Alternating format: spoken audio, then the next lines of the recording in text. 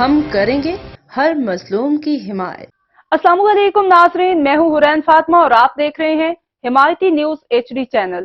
نظر ڈالتے ہیں آج کی اہم خبر پر۔ ظہیر عباس کی رپورٹ، پیپلز پارٹی وفاقی کابینہ میں شمولیت کے لیے رضامند۔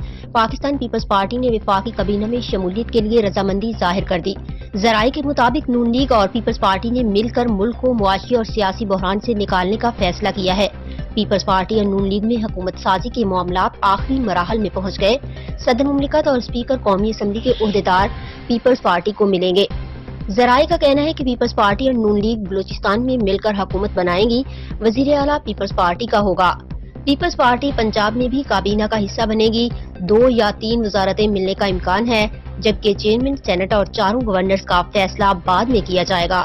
اب تک کے لیے اتنا ہی۔ مزید خبروں اور اپڈیٹ سے باخبر رہنے کے لیے دیکھتے رہیں حمایتی نیوز HD چینل۔